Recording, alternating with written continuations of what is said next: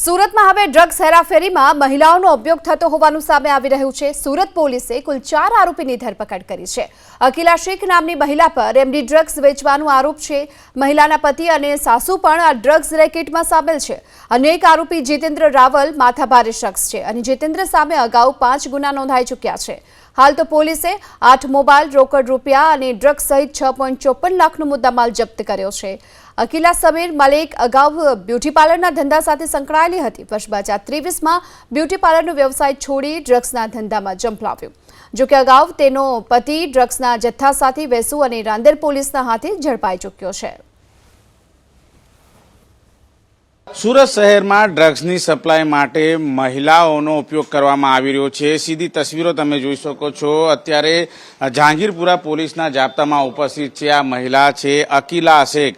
અકીલા શેખ એક બે વખત નહીં પરંતુ એનો આખું પરિવાર છે એ એમડી ડ્રગ્સના વેપલામાં સંકળાયેલું છે અને હવે મહિલાઓનો ઉપયોગ થતો લાગ્યો છે। ત્યારે આ રીતે એમડી ડ્રગ્સને લઈને સરકાર દ્વારા મુહિમ ચલાવવામાં આવી રહી છે। ત્યારે બીજી તરફ એમડી ડ્રગ્સમાં મહિલાઓનો ઉપયોગ છે અત્યારે કરવામાં આવી રહ્યો છે।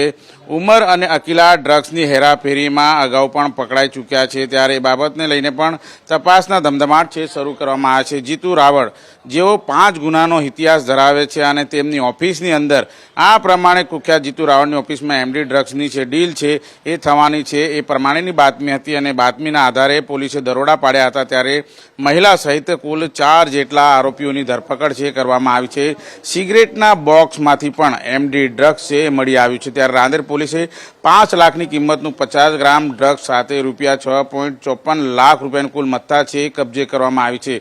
જોકે શાળા બનાવીને 8 લાખનું ડ્રગ્સ સપ્લાય કરનારો મુંબઈનો યુવક છે એ પણ ઝડપાઈ ચૂક્યો છે। ત્યારે તપાસના ધમધમાટ છે એ શરૂ કરી દેવામાં આવે છે। આમ જોઈ શકાય છે અકીલા શેખ અને તેમની સાસુ તેમના પરિવાર એ અગાઉ પણ આ રીતે એમડી ડ્રગ્સના વેપલામાં ઝડપાઈ ચૂક્યા છે। ત્યારે હવે મોડસ ઓપરેન્ડી છે બદલાઈ રહી છે અને એમડી ડ્રગ્સનો વેપલો છે એ ખાસ કરીને રાંદેર વિસ્તારમાં સૌથી વધારે જોવા મળતો હોય છે। ત્યારે તેનો પગપેસારો કરવા માટે જે મળતિયાનો ઉપયોગ તો કરાયા જ છે, સાથોસાથ હવે મહિલાનો પણ ઉપયોગ કરવામાં આવી રહ્યો છે, જે ચોંકાવનારી બાબત છે।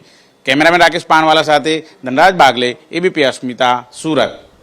જેમાં એક આરોપી છે જીતેન્દ્ર ઉર્ફે જીતુ પ્રતાપભાઈ રાવલ, એને પકડી પાડેલ છે અને ઉમર શેખ યુસુફ છે અને અકીલા વાઇફ ઓફ સમીર મલેક શેખ, આ 3 ઇસમોને પકડેલ છે। એમની પાસેથી ડ્રગ્સનો જથ્થો આશરે 50.440 ગ્રામ છે, જેની કિંમત આશરે 5 લાખ જેટલી થાય છે। એમના પાસેથી વેચાણના 82,000 રૂપિયા અને મોબાઈલ ફોન કબજે કરવામાં આવેલ છે। એની અંદર એક મહિલા જે અકીલા છે એનો પણ આ ગુનામાં સંડોવાયેલ છે। એટલે અત્યારે હાલમાં એમ કહી શકાય કે હવે ડ્રગ્સના ધંધામાં મહિલાનો પણ ઉપયોગ થઈ રહેલ છે।